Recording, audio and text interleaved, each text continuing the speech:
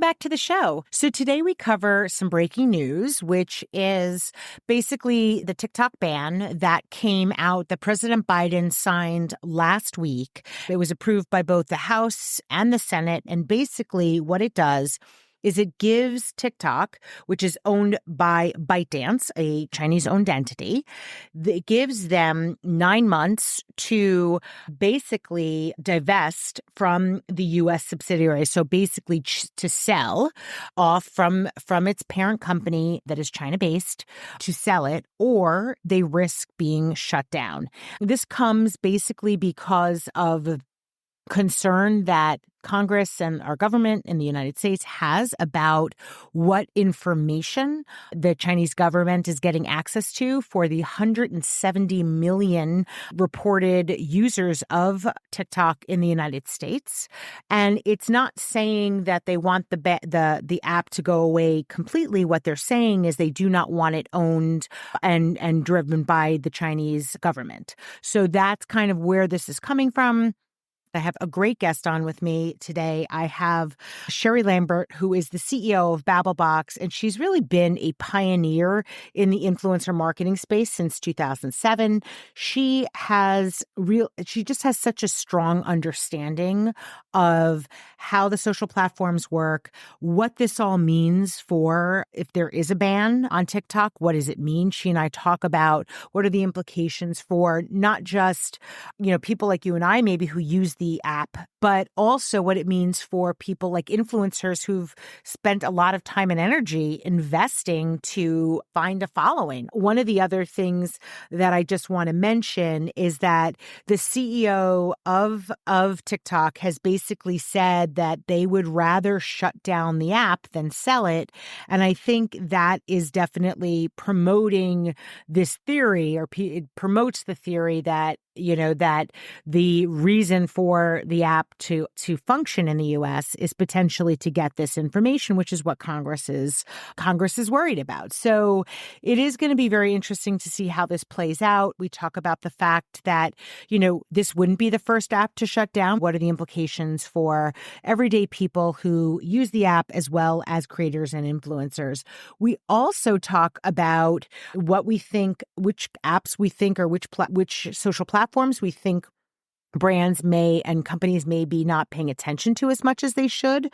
If you are a Pinterest enthusiast or a Facebook group user, you will be interested in this conversation. I really enjoyed having Sherri on as a guest because she does understand this space so well. So with that, I'm going to let you hear my conversation with Sherri Lambert, CEO of BabbleBox. Here we go. Sherri, welcome to the show. Thank you so much. I'm so honored to be here. Well, you and I have known each other for a bit, not as long as we should have. We figured out we have all of these common connections. You've done BabbleBox, which is the company you founded, since 2007. Is that right? Really, this division of it started in 2016. Okay. But I've been an influencer in the space since 2007. We've both been in the influencer space since 2007, which is like before it was called influencer. Right. Blogger. We have the same exact birth date. Our towns are literally next door to each other. Same and town. We never knew this. I had heard of BabbleBox. I think you'd heard of SheSpeaks, but we had never met. And then we find out we have all of these common things. So it's so exciting to be able to do this show with you because we've both been in this space so long. We know a thing or two about the creator economy and the influencer space. So thank you so much for joining me. I want to start with something really timely, which is what happened this week, which is the TikTok ban. So President Biden just signed a potential TikTok ban into law. And I say potential because TikTok has 9 months, I believe, to sell. And they get a possible 3-month extension if they're in the middle of the sale. So they have a little bit longer. But if they don't sell, then they're going to be banned. And what that means is they're going to be banned from you won't be able to find them on the App Store. You won't be able to find them in the US. So let's start with this because, of course, TikTok is like responding, and they're using the platform to really rally the troops. They've got a lot of creators on the platform kind of jumping up and down about this. Their CEO said after Biden signed the bill that the China-based ByteDance, which is the company that owns TikTok, which is the app we're talking about, he said that rest assured, we aren't going anywhere. The facts and the Constitution are on our side, and we expect to prevail again. First of all, are you hearing about this from creators and your clients? No. Interesting. No one's talking. No. We had one or two clients write us about it. Mm. We've had a few creators. We've done a few sessions with creators talking about it, like what they should be doing. But it's not like everyone's frantic. I think people are just moving on, and I think they're waiting. And I think that they do feel that, if it goes through, it's going to have to be sold. And if it's sold, they'll make it happen and it will still be there. I think we're seeing some people saying like, okay, like YouTube Shorts, or should I go back to focusing on my blog, or I need to download all my emails to make sure like they start capturing people's emails. But no one's really like panicking. It's very Yeah. calm. Yeah. No plans have been changed, nothing. We're having a similar experience. If a brand does, or somebody asks you, should we still be investing in TikTok? Well, as long as the app is functional here in the US and you have consumer attention there, why wouldn't you still activate? Right? Because it's all about where consumer attention is. The second that there's no consumer attention in the US, let's say, on TikTok, then then you change your strategy. That's from the brand's perspective. But if you're a creator, I think that's the question is, do you just, because poof, like your entire audience Everything could be. Well, can and be that's a big thing gone. because we've seen, there was first the bloggers, and then it was Facebook and Twitter, now X, and then Instagram, and then some people dabble in YouTube. But TikTok is unique because you had all these people and they don't even know that they are creators. Like suddenly they went viral and they've never even had a brand deal and they have all this attention on them and they don't even know what to do. So those are the people that don't even know like what a blog even is. How do I even start that? They're not even on Instagram, a lot of them. It's Mhm. like it's like this newfound creative person that they could technically, a lot of them could just disappear. Like they just don't have the know-how or the interest or it's much harder, I think, to do a long format video. I'm not taking anything away from TikTok. I think it has its merits. It's also a lot harder for a lot of people to figure out how to do a blog. So a lot of those other things I think are hard. The thing on the brand side, I think to think about too is it's still really new. And a lot of brands still didn't even get in there, or they have other channels like, oh, well, we don't know. So I think that yes, the obvious brands and the big brands, but even a lot of our big brand clients are like, we haven't really scratched the surface with TikTok. I don't know. Maybe they just Yeah. stay that way. You and I remember the days of Vine, and right, a lot of the creators, the influencers who started to be successful on Vine, which was those, remember those really short, for those who Yeah, like it was like nothing. remember, it was like a 6 or 9 second video, like very, very short.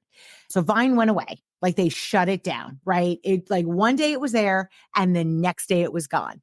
So a lot of the creators who built their following on Vine actually went over to Musically, which was the predecessor, which was the new Uh, TikTok before it was TikTok.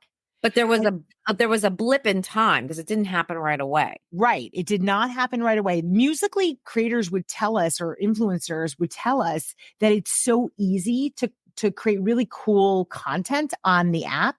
So it had this real like potential, but it didn't really take off until it was renamed TikTok.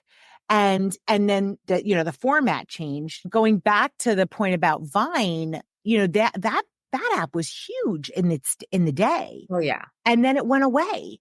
And all of the influencers, creators who were on that app found another place to go. At the time, at the time they went to different platforms. A lot of those guys, though, eventually went to TikTok, Musically/TikTok, and built followings there. The probability is more likely that that eventually TikTok will just divest and they'll have the app won't go away. So I guess the bottom line then is from our perspective, if No one's you're, panicking. sorry. No one's panicking. It's like I think the creators are probably panicking a little bit more so than the brands are at this point. Mhm. But even the creators, I think per our conversation, like they have lots of other opportunities. Maybe they don't see it yet, but they have lots of other opportunities. Obviously, the downside is they're going to have to figure out how to build an audience now on the other platform that they switch over to. Right. And that's why we always tell people to not just be on one platform, Right. multiple platforms. Diversify. Yep. Well, you know what it reminds me of a little bit, because you'll remember this from like this transition from everyone just having the long form blog with social to support the blog, but really all the social was driving to the blog posts, Right. right? That transition, those people went from long form blog to having an email list, right, of everyone that was on their blog, which technically they owned, right? You Yep. can't just shut down someone's blog because they own it. They all switched to Instagram, to the other platforms. And then what happens now? Like they started to see when Instagram started. They're all still around. Those are the people that write us. Those are the people that are still like, I'm still updating my blog because we've been doing it for so long. And there's a lot of people who still, and think about like those people were on Twitter and Facebook. They were doing live streams on Facebook before live streams were like live shopping. That existed like 100 years ago. And they're like, we don't want to do that again. I was on Facebook hawking products like 15 years ago. The Okay. OG bloggers, they were doing it all. They were having virtual events, live streaming events, you name it. And Okay. it was I'm so successful. glad you brought that up, Sherri, because I was talking to large, a large influencer, somebody who had almost 1 million followers on TikTok the other day. And they were talking about how they do live streaming and how a lot of people are doing live streaming and making a ton of money on TikTok selling. And I was thinking to myself, the first thought I had was, do Facebook. you remember Facebook Lives when people would go live to sell stuff on Facebook? That LuLaRoe brand that was the documentary, they were all day long, like Stella and all those people, but all the influencers were, that's how they made a lot of money too. Yes, that is exactly how they made like a lot of the money they were making, were doing these lives and selling stuff. Yep. And it's interesting now to see that on TikTok, they're discovering lives and selling stuff on TikTok. But the original people don't want to do it. And like TikTok is pushing it. Like about a year and a half ago or 2 years ago, everyone was like, live stream, live stream. And it never really hit. Like TikTok still is trying to push it, but it hasn't hit. And I don't know why it hasn't hit. But when we've pulled our influencers, you see a very interesting trend where the people who have blogs who've been around for a long time are like, we're not going back to that. We did that back in the day. These people are late to the game. You talk to creators today, and especially the younger creators, like, That's who have not been around for a while, and they're going, oh, I need to diversify to have other places because think about they've not been Substack. through a cycle like this, Well, think right? about Substack. What is Substack? All these people sending out an email. It's an email and they're monetizing it. And that's what we did how many years ago? Yep. So it comes back around. And I think with social platforms, you never know what's going to happen.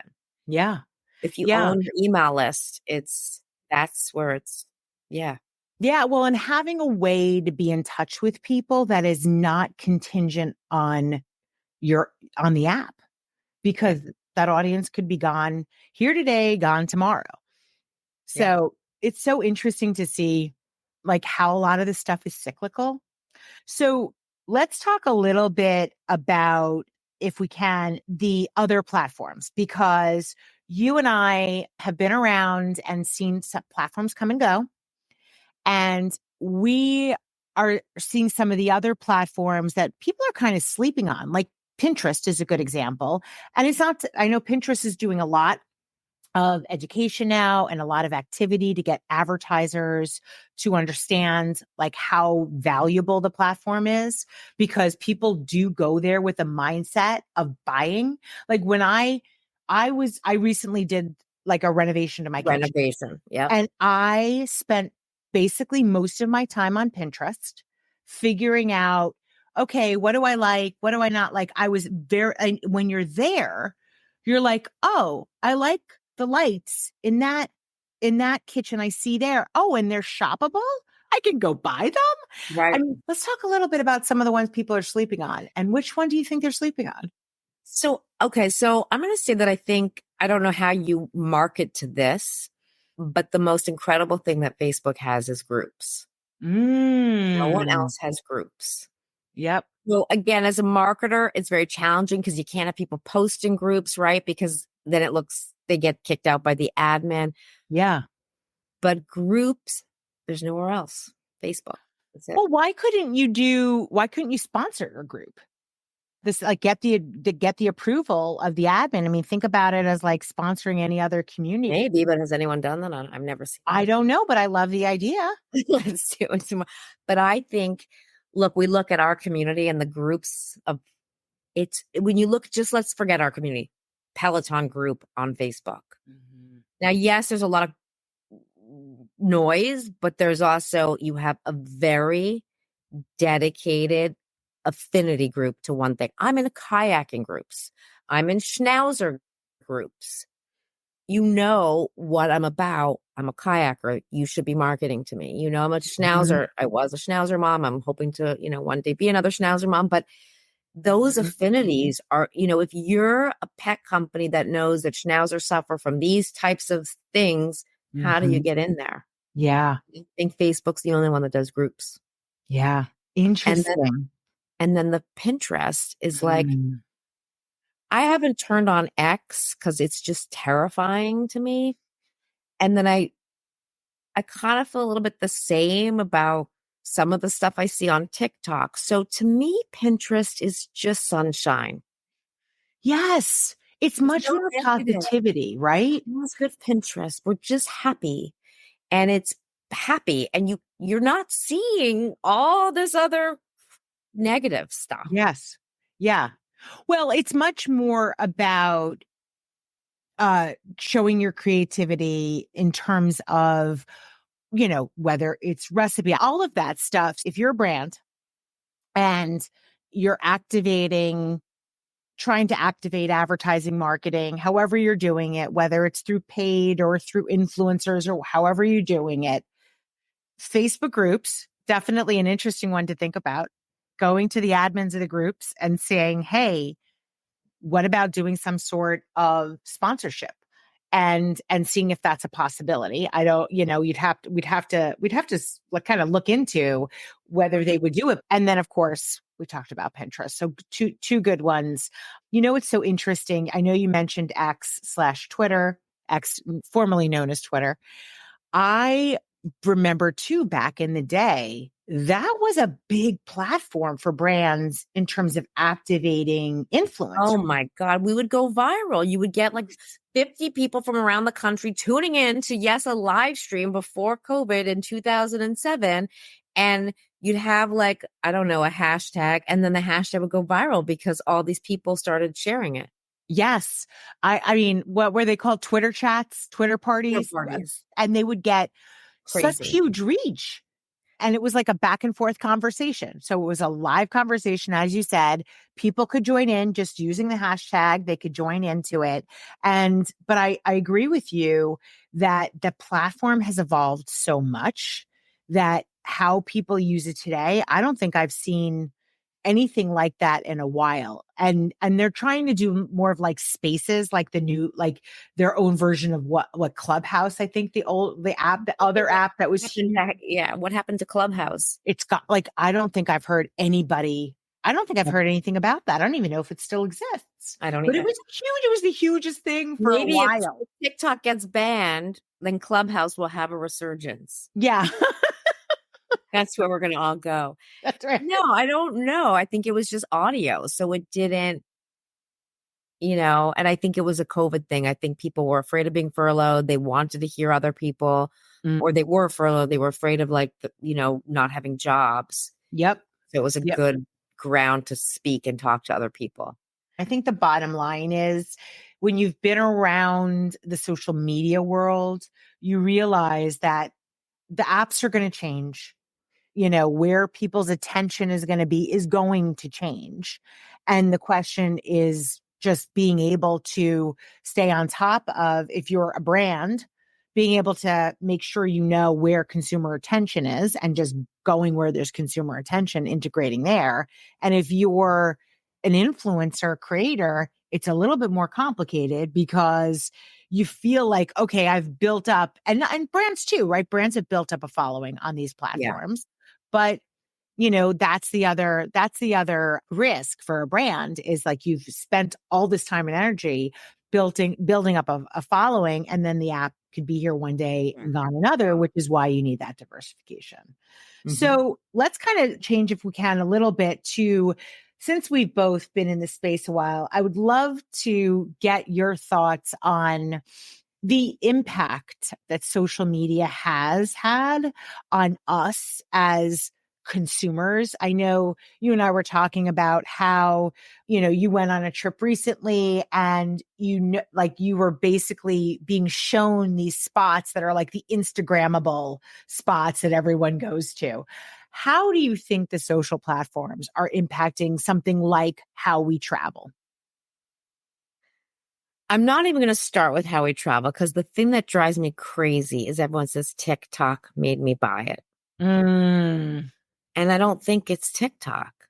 It's influencers made you buy it. You're mm, seeing someone, if influencers didn't exist, and whether an influencer has 2 followers or 200,000 or 2 million, right. if you didn't see that person posting a picture of, Page, Arizona and Horseshoe Bend, you would never know that existed, because TikTok, the platform, is not posting pictures of Horseshoe Bend.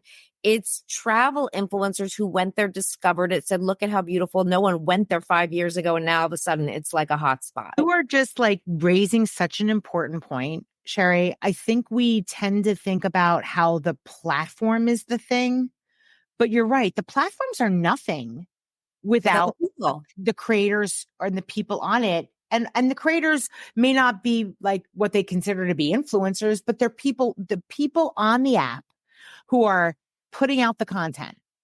That's the Yeah. value of the app. And so I think, and yes, I agree with you. I don't think it's just creators. I think it could be anyone who just went to that location and said, this pink wall in LA is beautiful and it's perfect because it pops out. And so when you stand in front of it, it's a very good backdrop. That happened to us recently. It's that person. It's not Mhm. Instagram or TikTok. It's the person who visually sought it out. And then other people said, oh my God, where is that? I have to go take a picture there. Same thing. Like, I ended up in some random part of Greece that no one goes to because I saw an influencer and I was like, I need to go there.